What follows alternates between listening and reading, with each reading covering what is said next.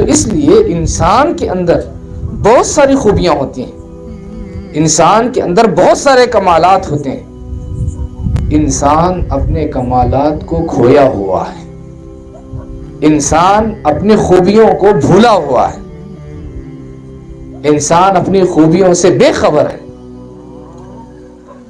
اللہ تبارک و تعالیٰ کے ذکر کے ذریعے سے انسان اپنی خوبیوں کو جاننے لگتا ہے، رب تبارک و تعالیٰ کی یاد کے ذریعے سے، اس کے ذکر کے ذریعے سے انسان اپنے اندر جو خوبیاں ہیں وہ خوبیاں اس کی ظاہر ہونا شروع ہوتی ہیں۔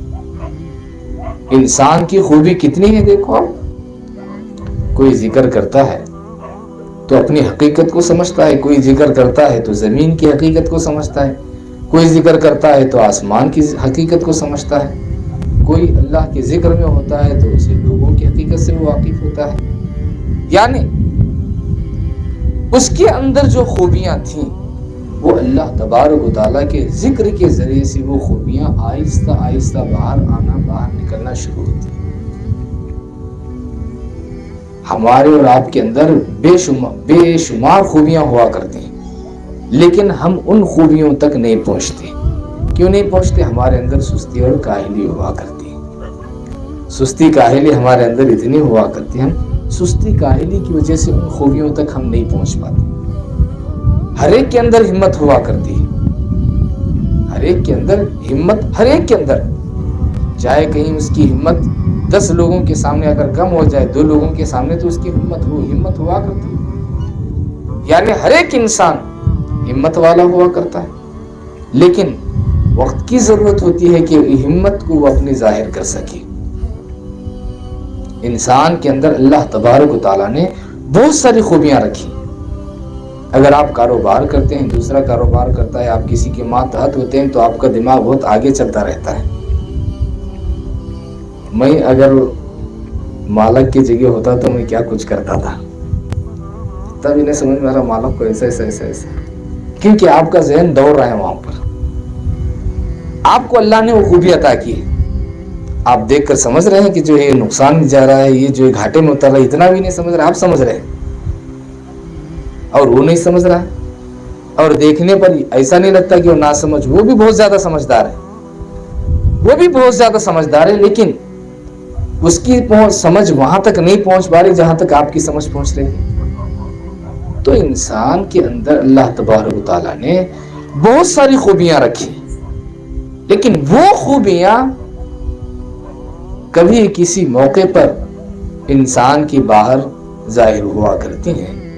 تو انسان عقل مند وہ ہے جو اپنے اندر کی خوبیاں باہر لانے کی کوشش کرے، جو اس کے اندر چھپے ہوئے موتی ہیں ان موتیوں کو اپنے باہر لانے کی کوشش کرے۔ دیکھیے سیپی اگر بند ہے اس کی کچھ قدر و قیمت نہیں ہوتی۔ سیپی سمندر میں جو سیپی ہوتی، سیپی اگر بند ہو اس کی کچھ قدر و قیمت نہیں ہوتی۔ ہاں وہی سیپی اگر کھل جائے تو بھی اس کی قدر و قیمت نہیں ہوتی، پھر کھلنے کے بعد اگر اس کے اندر موتی ظاہر ہو جائے تو پھر اس کی بہت زیادہ قدر و قیمت ہوتی ہے۔ اس کے اندر کی موتی اگر ظاہر ہو جائے بہت زیادہ قدر و قیمت اس کی۔ اسی طرح انسان کی بھی پہلے کچھ نہیں ہوتی، لیکن جب انسان اپنے اندر کی خوبیاں باہر لانے کی کوشش کرتا ہے، جب انسان اپنے اندر جو اس کے اندر چھپے ہوئی چیزیں ہیں ان خوبیوں کو، چاہے وہ طاقت ہو، چاہے وہ عقل مندی ہو، چاہے وہ سمجھداری ہو، چاہے وہ یاد رکھنے کی صلاحیت ہو، طاقت و قوت ہو، چاہے وہ سوچ و فکر کی طاقت و قوت ہو، انسان کے اندر یہ ساری کی ساری موتیاں چھپی ہوئی ہوتی ہیں۔ جب انسان کی یہ ساری موتیاں باہر نکلتی ہیں اس کے بعد ہی انسان خود کی بھی قدر سمجھتا ہے اور دوسرے بھی اس انسان کی قدر جاننے لگتے ہیں۔ تو اس لیے ہماری یہ کوشش ہونا چاہیے کہ ہمارے اندر جو خوبیاں ہیں وہ خوبیاں باہر آئیں، ہمارے اندر جو اچھائیاں ہیں، ہمارے اندر جو خوبیاں ہیں، ہمارے اندر جو کمالات ہیں وہ باہر نکلیں۔ انسان کے اندر کے کمالات، اس کی خوبیاں بہت ساری دوسری چیزوں سے دوسرے اوقات میں بھی نکلتے ہیں، اس کے اندر کی خوبیاں دوسرے وقت میں بھی ظاہر ہوتی ہیں، دوسرے وقت بھی ظاہر ہوتی ہیں، لیکن انسان کے کمالات اور اس کی خوبیاں سب سے زیادہ اگر کسی وقت ظاہر ہوتے ہیں تو وہ ذکر الہی کرنے کے بعد انسان کے اندر کی صلاحیتیں ظاہر ہوتی ہیں۔ رب تبارک و تعالیٰ کو یاد کرنے کے بعد، اللہ تبارک و تعالیٰ کو یاد کرنے کے بعد انسان کے اندر کی ساری خوبیاں ظاہر ہوتی ہیں، اور وہ خوبیاں انسان اب جب ظاہر ہوتی ہیں تو پوری خوبیاں تو خود نہیں کر سکتا۔ جو جس چیز کا متلاشی آتا ہے، جو جس چیز کا چاہنے والا آتا ہے، آپ اس کی مدد کر سکتے ہیں۔ آپ کے اندر جو خوبی ہوتی ہے، اس خوبی کے ذریعے سے آپ اسے راستہ دکھا سکتے ہیں۔